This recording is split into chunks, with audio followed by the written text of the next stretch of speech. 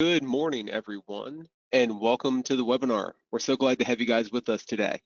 In today's session, we're going to be focusing on global admin and power users. So we're going to focus on how to actually administer the system. Now, we're going to cover a lot of ground today, but before we get started, I do want to cover some basic information here about the webinar itself. So I do want to start with some of the webinar tools that are available to you as a listener during the webinar today. I do want to point out that orange arrow on the vertical webinar toolbar, that is going to either expand or collapse your toolbar view. Now that's really important because at the bottom, we do have the area where you can enter questions and you can discuss or bring things up with our staff that we have available during our session. So throughout the presentation, if you do have questions, do make sure you put those into the question area. I am going to allot time at the end for some Q&A, but I do want you guys to know you have support during the presentation itself. Now, a little bit about the webinar series itself. The QMS webinar series is designed to provide our users with the best features, functions, and tips on optimizing your usage of our system. Now, we're going to have a pretty wide variety of users in attendance today. So we are going to stay focused only on global admin and system administration. So I do want to make sure that we keep the questions and everything focused on that. Now, if you guys do have questions after attending the session and you do need to reach out to us, you can always reach out to our support team at QMSsupport@QT9Software.com. We also do have QT9 University. So if you guys are looking for just any form of module training, make sure you guys are checking out the university. We have a ton of great resources there. Our implementation and training team runs sessions pretty much daily, Monday through Thursday. So you guys can always jump in and learn from there too.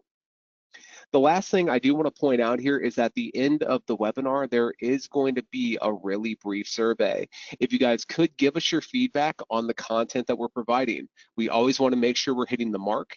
So if you guys do have some feedback, let us know. We want to make sure that this is useful information for you, and these are things that you guys are benefiting from. So your feedback is vital. Now, let's get into the actual topic of today. So let's start talking about the topic at hand, and that is, what is a global administrator? All right. When we talk about what a global admin really is, all right, before we get into the different functions, let's talk about the high level. All right, a global admin has full access to QT9. So what do I mean by that? They can access any site and any record under any site. So they have the ability to see everything. So even if you're in a site that contains 50 different locations, a global admin can see and interact with every record at any site. That also means that your global admins will appear in any dropdown inside the system, whether that be for a responsible party, an assigned user, for a task, for an approver, or a verifier. All right, so global admins can fill any role within the organization.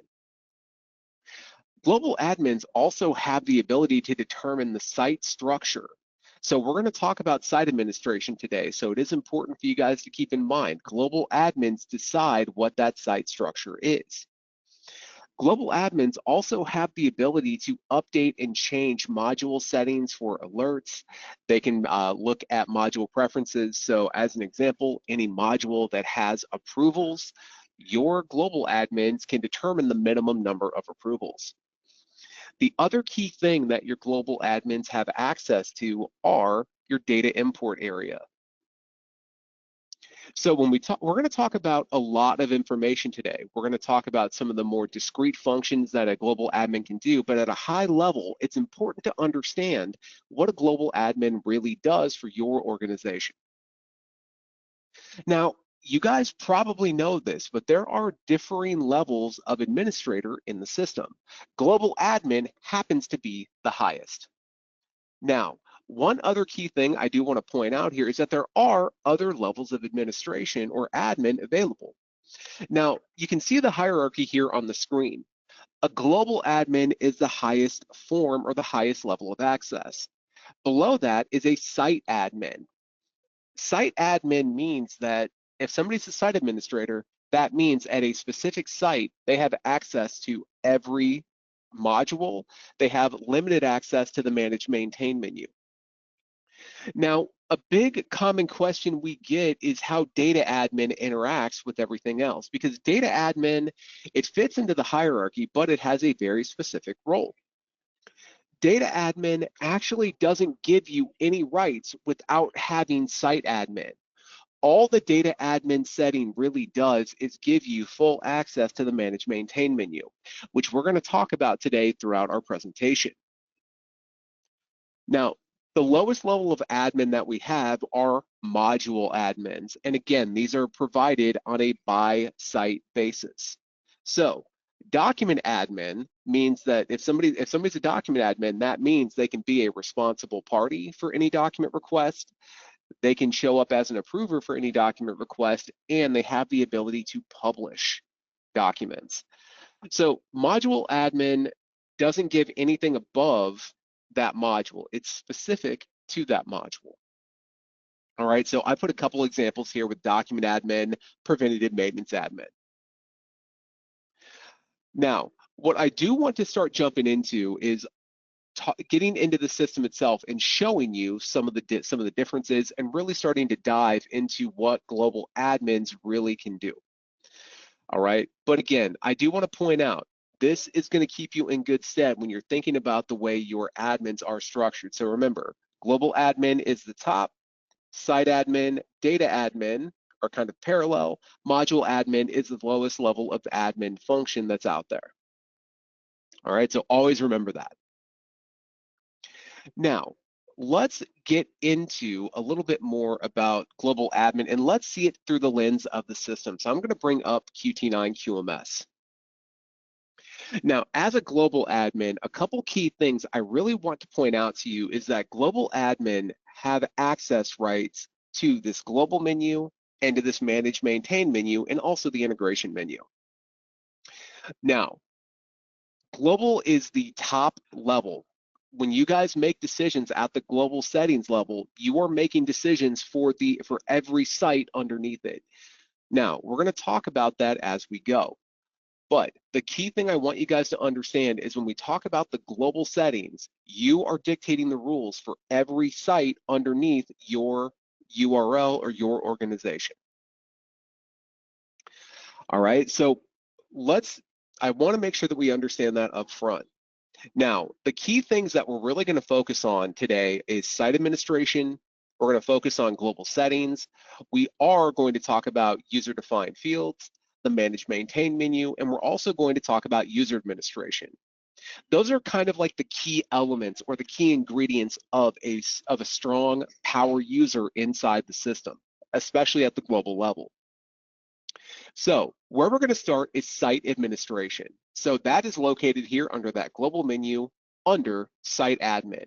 Now you're going to see that there are two locations here. You've got site admin and site group administration. We're going to start with just site admin. Now, as many of you know, all right, site is one of the key elements here. So if you've never been exposed to this, let's answer the first question. What is a site? All right, a site is an individual business unit. And what I mean by that is that each site has its own documents, its own corrective actions, its own non-conforming products. Those are key elements of a site. All right, remember, each site can have its own docs. Now, that being said, a lot of our companies or users maybe have one or two sites. We have a lot of larger customers that have 50 or more sites. All right, keep that in mind. Now, when we do talk about sites, all right, let's really get into this. When you start the system, you're only going to have a single site in here. When you click into that site, you can actually edit that site. And at each site that you have, you do have the ability to set some individual items. So you can determine the name of the site and the site code. All right, the site code is the shorthand version of that site. Now, you may be wondering, well, what does that site code actually get used for? That site code becomes the prefix of any document code that you use in document control if you have our document coding system turned on. All right, so site name and site code are important. Also, new with version 17 is the ability to determine a date format.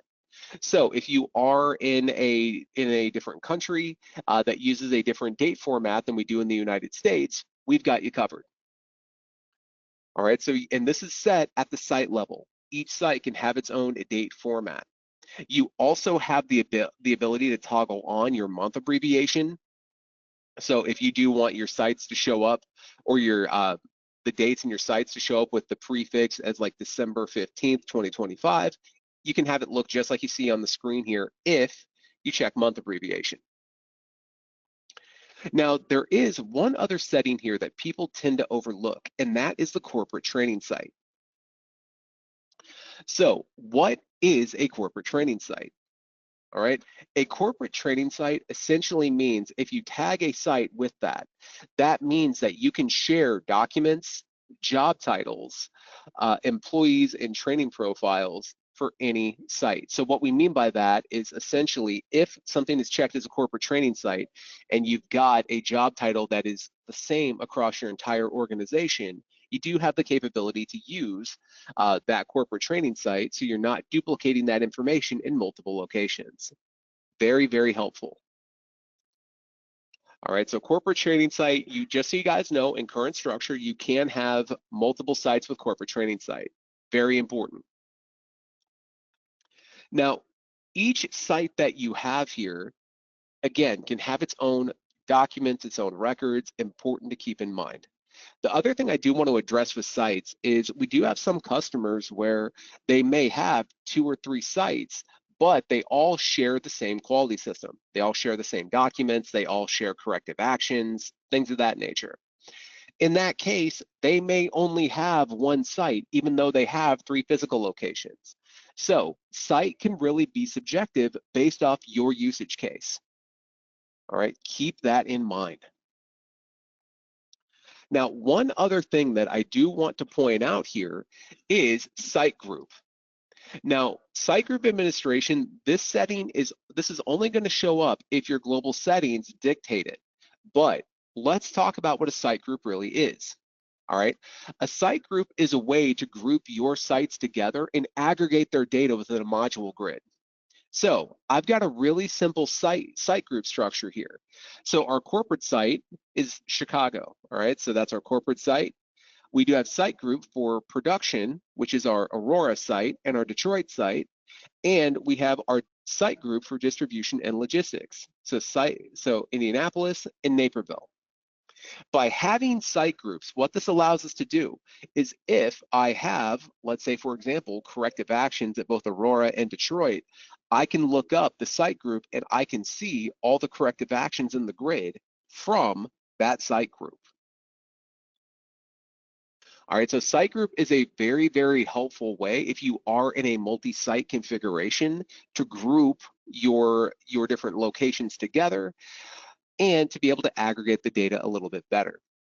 Now, if you want to think about this at a larger scale, let's say that you are an organization that has sites in North America, you have sites in China, and you've got 5 sites in Europe and 3 sites in Africa. You could have a site group for each continent, and you could associate the sites by continent. So just pointing out for multinational companies, this is a great way to keep track of where these locations are. All right, so so a lot of the administration piece starts with the number of sites you have in your site groups. All right, very, very important. Now, once you've got your sites established, now we have to start establishing the rules that every site is going to work off of. All right, and where we do that here is under global and under settings. Now, the global settings, there's a lot of different tabs here, and it's really easy for people to get caught up or intimidated by the amount of information here. I'm here to tell you that this is a simple area when you realize, or if you think about the way this is actually structured. So we're going to start with the more simple settings, and we're going to work our way up to the more complex settings. All right, some of the most simple settings that we have are the quality policy and the objectives, the message board, and the logo. Now, you have the ability to set a quality policy for the entire organization and quality objectives for the entire organization if you choose. You also, over here on the right, have the ability to do the quality policy by site. So if I check that box and save, what this means is at the site administration level, I can indicate the quality policy by site. If I don't have this done by site, I'm saying at the corporate level, we have this here. All right, so quality policy, quality objectives, these are really simple to populate. If I can give you guys any advice with this, I would try to stick with plain text and use the formatting tools that we have available. So quality policy, quality objectives are super simple. Message board is also really simple.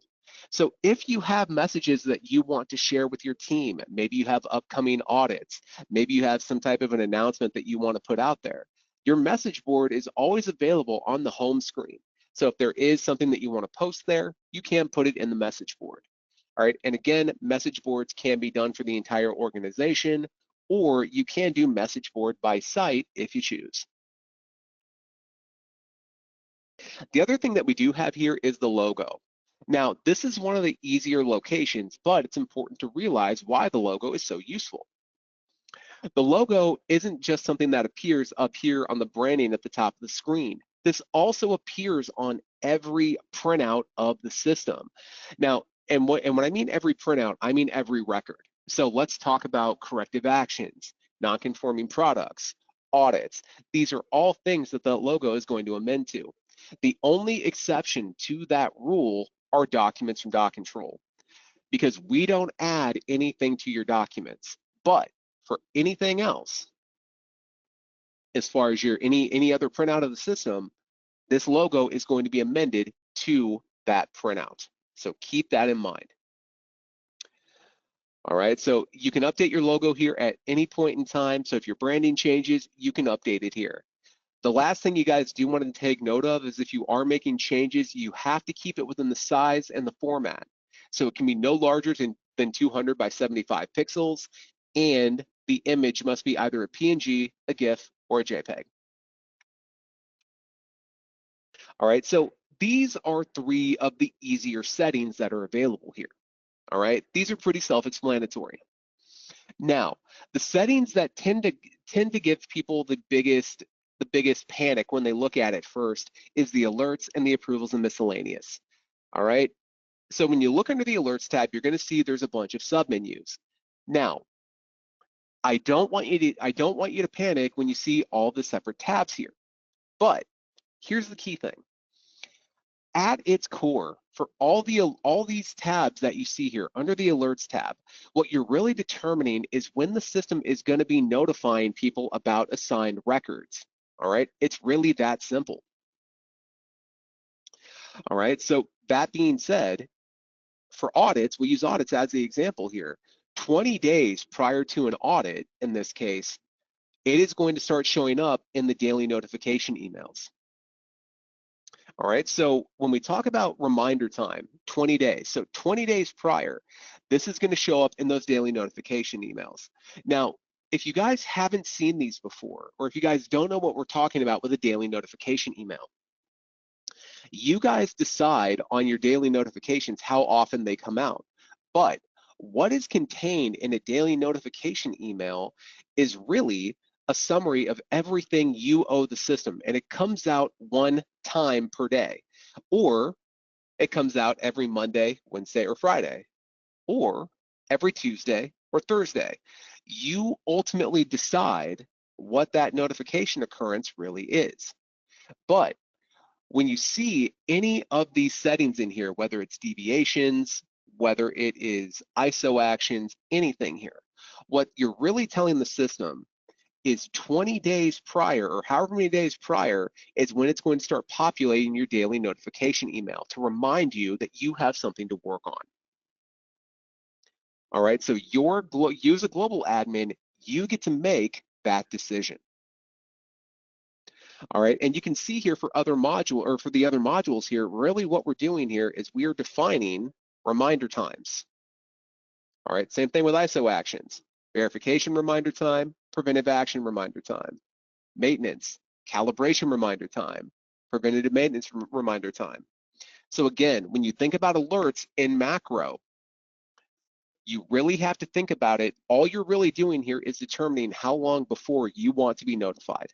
All right, so there's no need to look at the different areas here and panic. Now, the only unique settings really in alerts, in my experience, is document control, because in here you have a few different settings. Primarily, you're determining your reminder time, but you're also determining your document frequency here. All right, so this is a little unique. So in this case, you still are determining alerts on affected departments about new documents. You're determining document review frequency, which again goes into the notifications or alerts. And then of course, your document review reminder time. So this is all relating to that alerts. All right, now the other thing that we do have here that's under your alerts, but is important to realize here, is under the user tab. Because in here this is where you guys can determine your user login password expiration time. Now this is a little bit different, but the key thing here is you can determine as a global admin how often your passwords expire. So if you want this to happen every 6 months, every 3 months, every 12 months, you get to make that determination. So that is something that is unique to the alerts area under user. So with alerts, as you can see, this really isn't as complex as you may have thought. All right, it's actually pretty streamlined, pretty straightforward. Now, the other thing that we do want to talk about here is approvals and miscellaneous. Now, in my experience with the system, this is the one that people look at and immediately panic, because there's a lot of subtasks and a lot of decisions to be made here. But approvals and miscellaneous really appear to be complex. However, this area is really straightforward. It primarily determines two things: the minimum number of approvers that most modules require for approval, and you basically get to determine or define some preferences within the validated system. That's it. There isn't anything in here that's really changing or breaking the way the system works. So keep that in mind. All right, so when we look at this, and we'll use ISO actions as the example here, we're making one decision on the presentation of the module with the kappa mode, with either standard or 8 discipline layout. But what we're really predominantly doing here is determining the minimum number of approvers for corrective actions, preventive actions, and non-conforming products. All right, very, very straightforward. Now, let's talk about this in a little more detail. All right. Now, there are some areas here that have a lot of settings. We'll use document control as an example. Now, even though we can make so many different options here, or so many different decisions on settings, this doesn't change the validated system that you purchased. These all behave within the validated system. So document control is probably the most complex module setup that we have. What we are looking at here in this setting, or in this area, there's a lot of different structure that we have, but a lot of this really is preference. So what do I mean by that?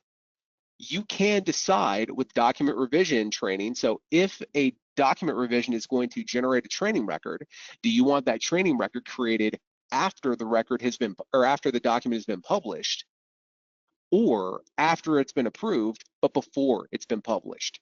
You get to make that determination.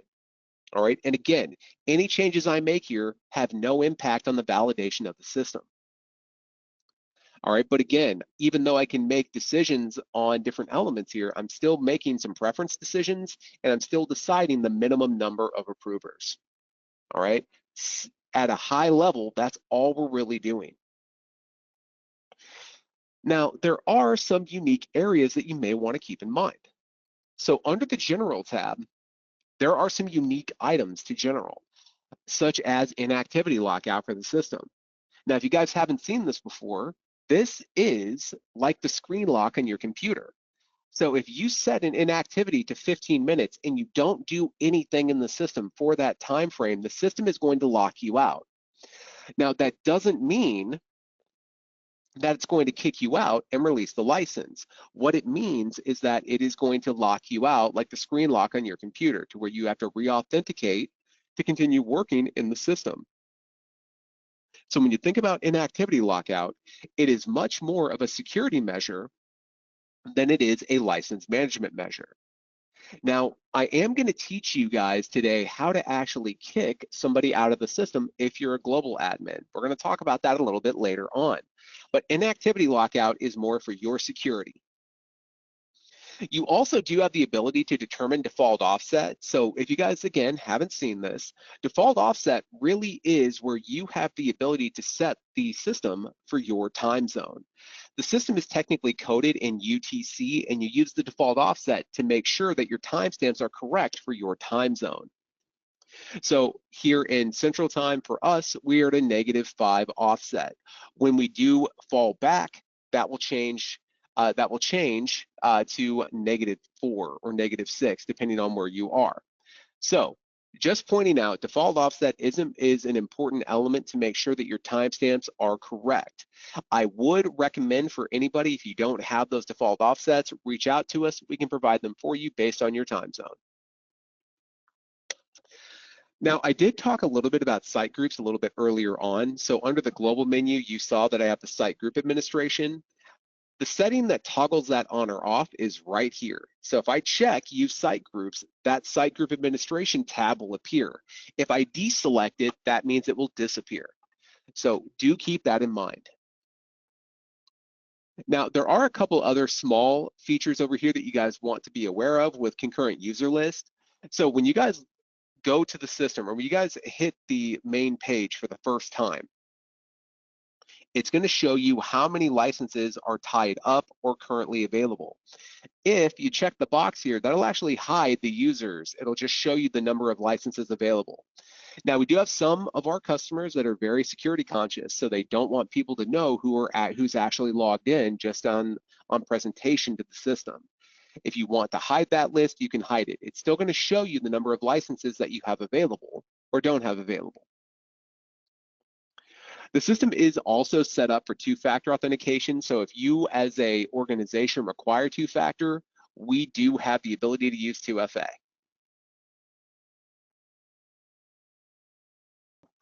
Now, these are some high-level unique settings. I just like pointing these out because I think they're important, and I think a lot of people underestimate how useful these really can be.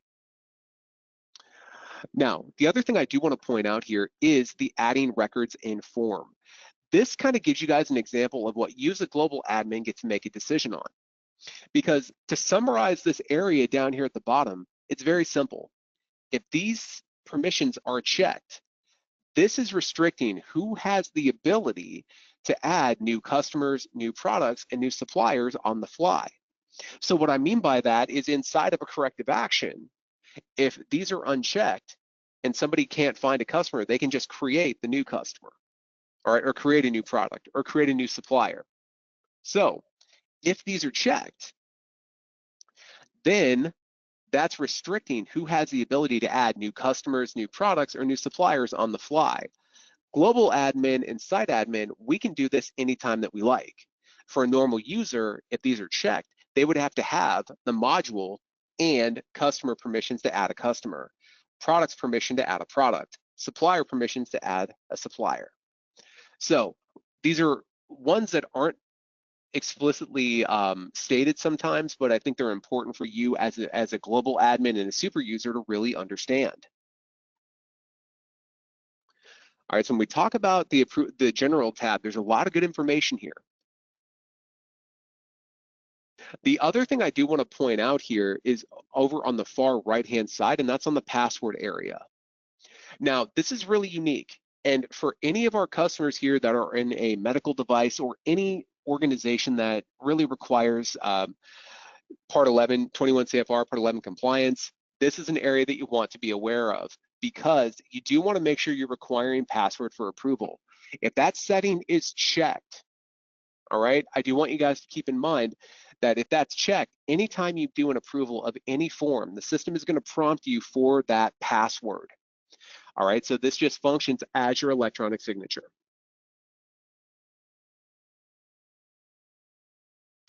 Now, you also do have the ability to set up minimum password length, case sensitivity, symbol capitalization, and number for your passwords. You guys get to make that decision. If I can give you any advice, I would make sure that you are aligning with your IT and whatever your IT's policy is. All right, one other key element here while we are talking about passwords, because this is relevant here, is single sign-on. QT9 is compatible with SSO configuration. If that is something that you do want to use, you will need to work with your internal IT. We can provide you the correct information, the documentation to set this up, but your IT would need to be an active partner and they would need to be able to set this up from their end. But QT9 can be set up with SSO.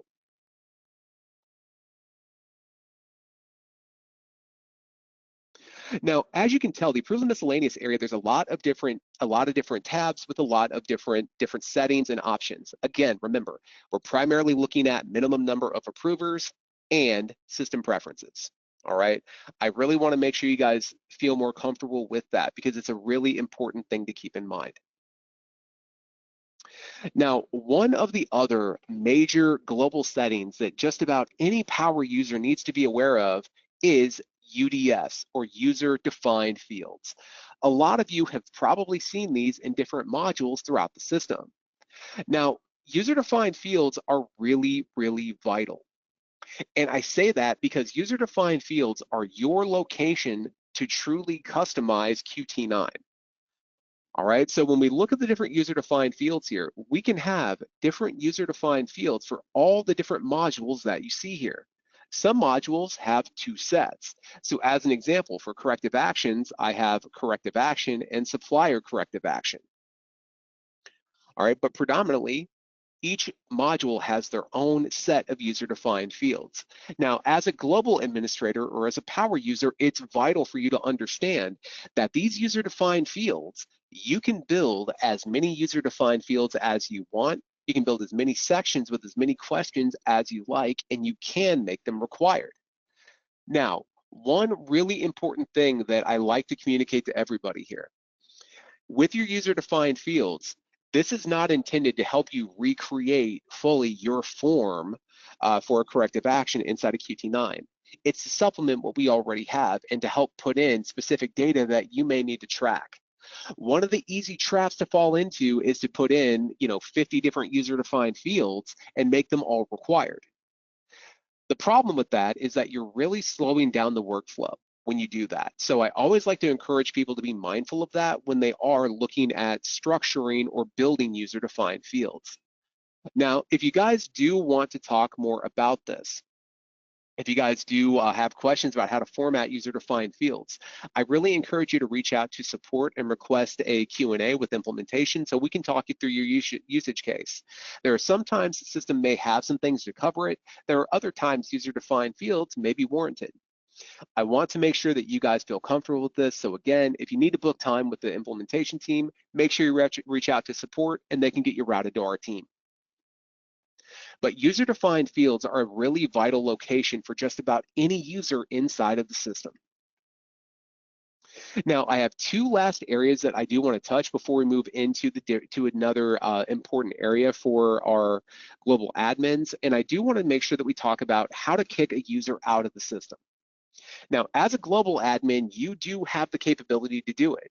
Now, that is under the Portals tab. So under Portals, this is where you can administer the different portals that come with the system. So the customer, supplier, and employee portal. Also, if you do happen to have the document viewing portal, you'll be able to administer that here as well.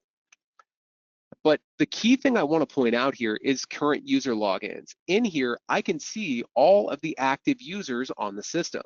Now, if I do want to remove somebody, it's really as simple as going over here to the right and clicking on the minus key, and that would log that user off. Now, I bring that up during this session because I think it's vital for you guys to remember that if you use that function, it is going to log them off. Now, if that person happens to be in the middle of typing in text in a corrective action, if they haven't saved it yet, they're going to lose that information. So if I can give you a piece of advice, it would be to reach out to that user, let them know that they need to be logged off. If they don't log off themselves, then you can log them off. All right, so this is something that a lot of our customers had been requesting from us for a long time. We did put this in version 16, so you guys do have the ability as a global admin to remove people from the system or temporarily log them off to allow someone else to log on. All right, so do keep that in mind. Now, one last area that tends to get overlooked by a lot of users is the timeline. For an admin user, this is really important because in here, we can see when a user actually went in here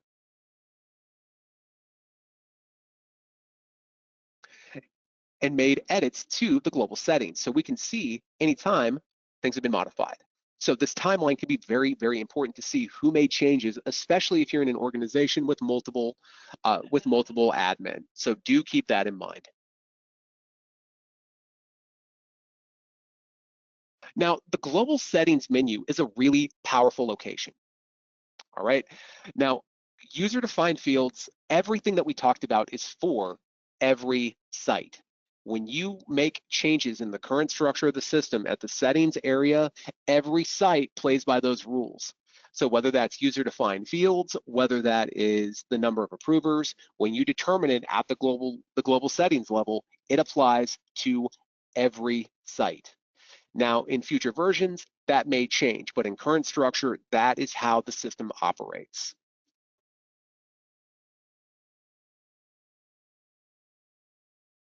All right, so now that we know the global settings, let's talk about one of the other key locations for an admin, and that is the manage and maintain menu. Manage maintain is vital because the manage maintain is where a global admin is populating drop downs for the different systems. So this is where they are building in types, categories, looking at the audit module. This is where you're adding your list of auditors, your audit, the types of audits that you do, the audit categories that you have. You build your audit questions in your audit checklist. You determine your quality standards and you build your processes. All right, so keep in mind for each module that you see here, in order to use the module, you have to make sure that you have the requisite information. So again, for change control, you have to have your types and you have to have your categories. Now, let's use a module that almost everybody uses, and let's talk about what Manage Maintain really, really does.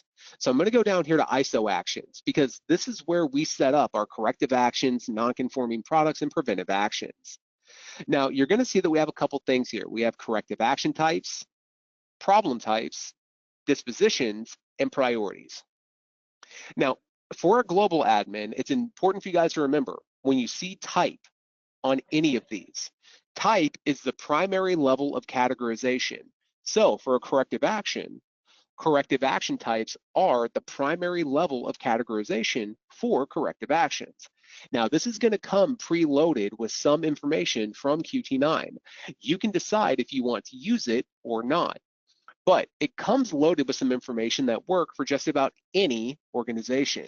So audit issue, internal audit, major or minor, management review, non-conforming product, surveillance audit, major or minor. These are pretty standard across the board, but just pointing out your corrective action types, this is the primary level of categorization for a corrective action. So when you think about your action types, you really want to look at this in the context of when I'm looking at my data at the end of the year, I can see for all of my corrective actions, maybe I had 30 corrective actions, 10 were audit issue, 10 were based off of environmental issues, I had 5 inspection issues, and I had 5 non-conforming product issues. All right, that's just an easy way for me to bucket things. So corrective action type is that primary level of categorization. And with the types and categories, it's very easy to add them. If you want to add something that's not here, you click on the new type, you type in the name, and save. It's really that simple. We can follow the same logic with problem types. Problem types are the secondary level of categorization for a corrective action and the only level of categorization for a non-conforming product. But when we think about this, let's say I'm in a corrective action and I want to have a problem type as well. My corrective action type is audit issue. My problem type could be documentation or process failure. This just gives me that secondary level of categorization. So think about it. Think about the problem type really as problem category. So corrective action type, or problem category. So every module is going to have, almost every module here is going to have at least types. Some are going to have types and categories. When you're looking through here, you want to be mindful of what you're building. You are going to have some modules in here that require disposition. So what is your disposition for a corrective action? So use as is, scrap, rework, return to vendor, additional action required. These are all potential dispositions that you could use. The other key element that is built under the priority area or under the manage maintain area is your priorities. Now, some modules have their own priorities. So as an example, we have our ISO action priorities here under this location. Under our, let's see here, under engineering change, as an example, we have ECR priorities. And then we also have an area down here for just record priorities. So different areas, so under the ISO action priorities, this is where we're building in our priorities for corrective action, non-conforming product, and preventive action. Now, when we talk about a priority, anytime you see priority as a global admin, where your mind should immediately go is a priority drives or determines a due date. So keep that in mind.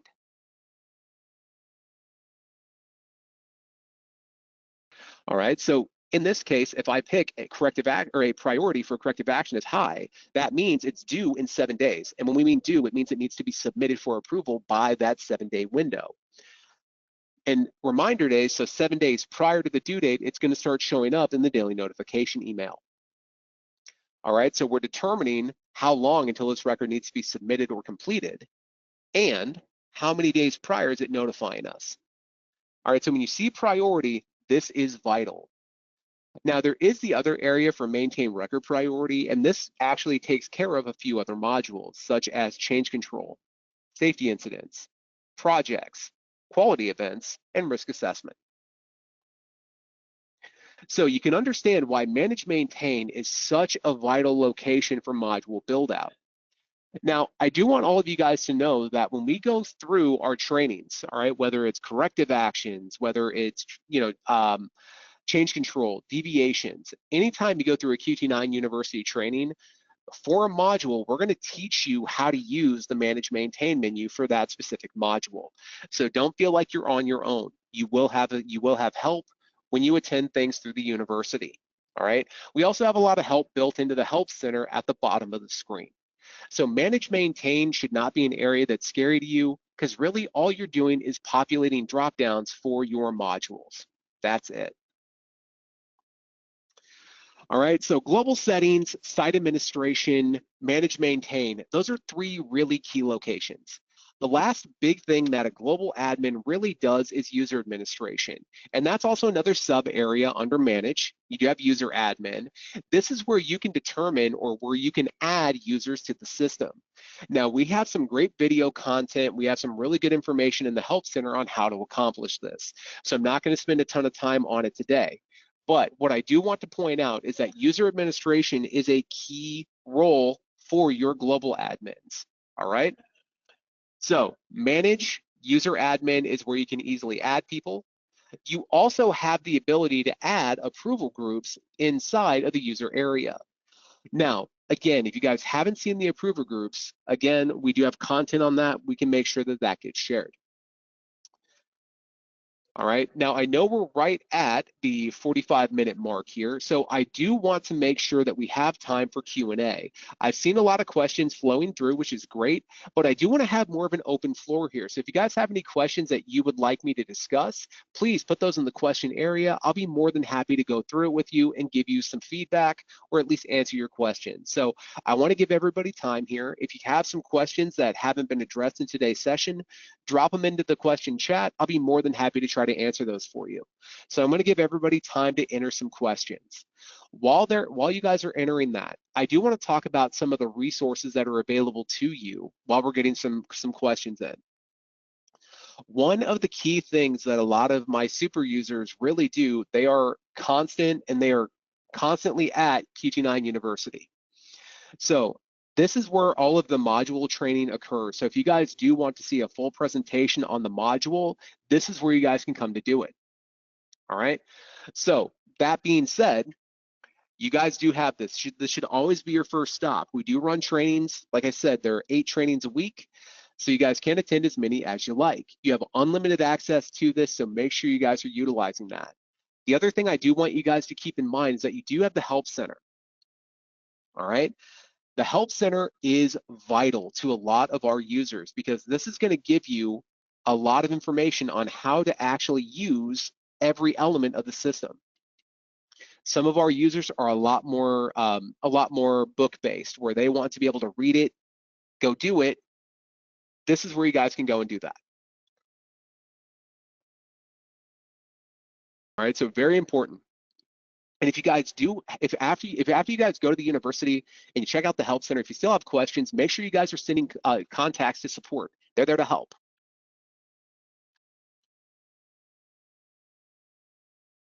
All right, now I do have some questions coming in here, so let's start addressing some of these.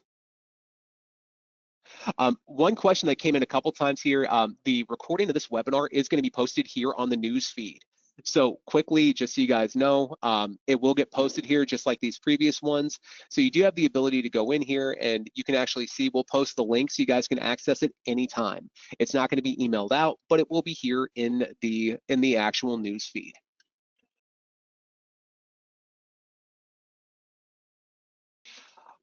All right, so we got that one taken care of here. So let me see what else we got here.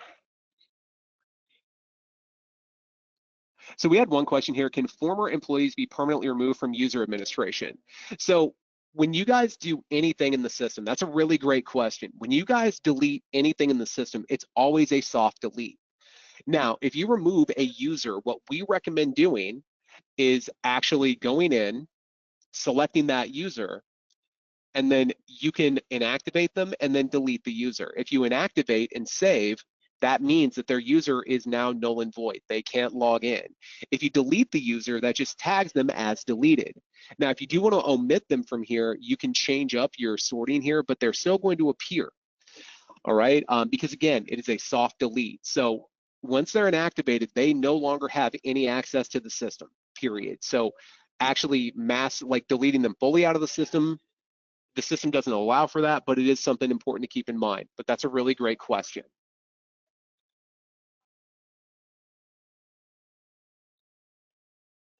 All right, let's see what else we have here.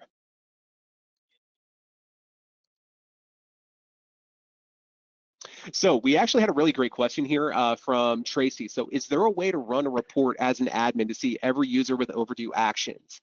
Now, there's not necessarily a report to do that, but as a global admin, one of the things that you have access to, and this is a new feature in V17, and that's your audit prep module. This is probably going to do most of what you're looking for, because when you run an audit prep, what this is going to show you is any documents that are overdue for review, regardless of who has it in their possession. You are going to see any overdue corrective action, non-conforming product, and deviation. You're going to see any overdue training, so anybody that's late on training for recurring skill sets or documents, so I can see that here.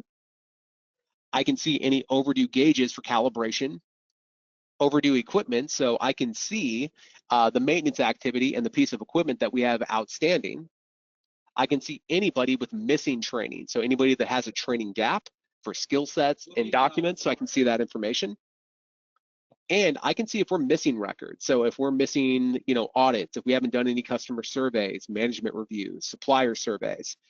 So this is going to give me a high level look at anything looking like that. So Tracy, in your case, running a report, there's not like a direct report that does that, but the audit prep is likely going to be the best tool as a global admin for you.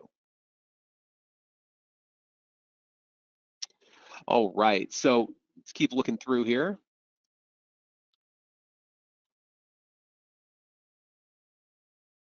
So we actually had a question here. So what are fees for post-implementation support requests per hour? 0. If you need support, if you need a book, if you want to attend meetings in the university, if you just need to submit a support request, you don't get charged for it. So I want you guys to keep in mind, with what you guys pay for up front, you guys have unlimited access to the university, to Q&As with my team, to implementation assistance. We are here for you throughout the duration of your time with QT9. So I want you guys to understand that you are never going to get charged if you reach out for support. All right, you guys pay that up front. So that's an important thing I want you guys to keep in mind.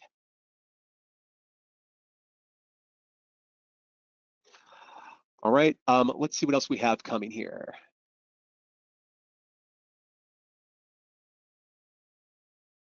So we actually had a really great question here from Sammy. So they're saying that they have a common issue here. So there are times that there are multiple problem types associated with NCP or corrective action.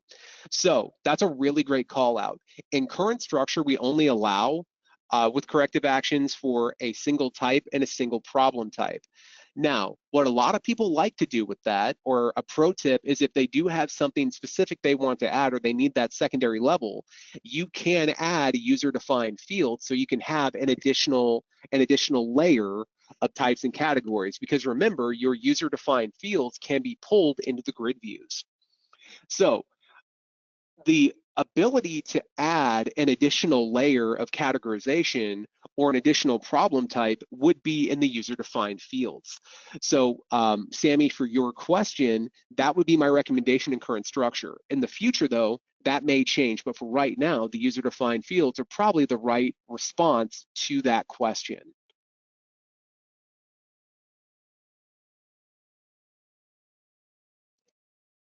All right, just see what else we have here.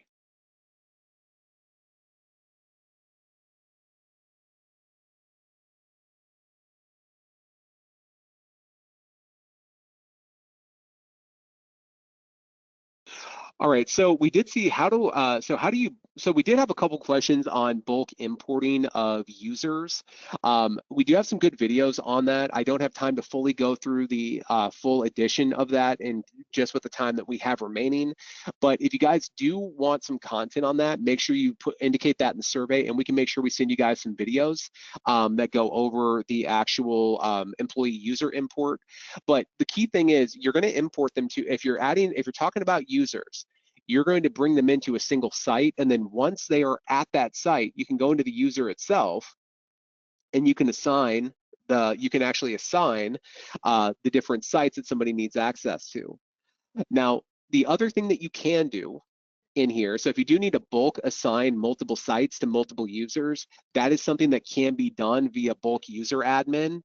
All you would really have to do is select the appropriate users, add them to your list down here, and click on manage users to manage. And then you could say that you want to give them access to, we'll say Aurora. So we want to give them access to Aurora and Detroit. I can set that, and then I can add the user settings, and that will add to multiple. All right, so you guys do have that capability.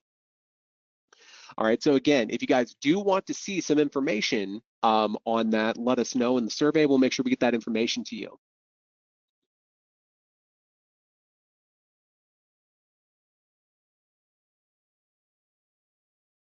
All right, let's check some other questions that we have here.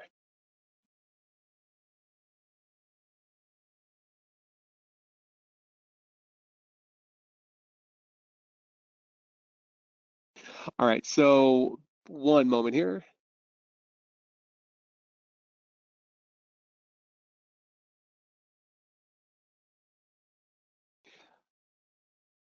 So Tim, I have a more complex question. That may be something that we want to have you may want to book a Q&A with our team to go over. So really what Tim is asking is about almost like how to configure a special QMR level for businesses where IT or information systems controls the global admin and the quality manager isn't given that level of right. Um, a method that you could use with that is probably giving site admin to every site and then data admin. That gives you access to everything but the global settings where you would have to interface with your IT in order to make that happen. So typically you would probably be in there as a site admin, and then you would have data admin for every site. That's probably the access that you would need if you aren't given the ability to be a global admin. But Tim, if you do want to talk about that in greater detail, my recommendation to you would be to book a Q&A with us via support so we can talk through that in greater detail.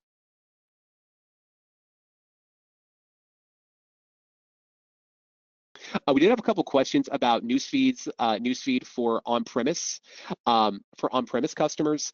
Currently, the newsfeed for some they may be getting a server error. Once you guys upgrade to the new version or V17, I believe that should be taken care of. If you guys do have any follow-on issues with that, I would submit a support request, and they can talk you through it in greater detail.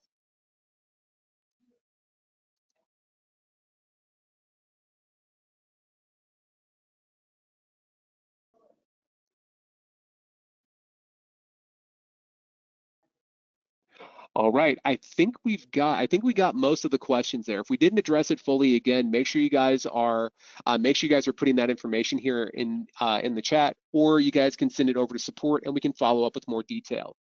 But we are pretty much at the end of the time, and I want to be respectful of everybody's time here. So we're going to go ahead and wrap up. So again, I really appreciate your guys' time and attendance today. We're so glad to have you guys with us. One thing I do want to remind you guys about is the brief survey at the end. We'd love to get your feedback. We want to know where these are really hitting the mark and if there is anything that we can do better. And the last thing we want to leave you guys with here is if you guys do have any follow-on questions, make sure you guys are reaching out to customer success at QT9software.com. Your customer success team can help you with a myriad of things and they can direct you to the right location. But that is everything I had to cover today. So thank you guys so much. We're so glad you guys attended. We look forward to seeing you guys in future sessions. Thank you guys very much. Have a great day.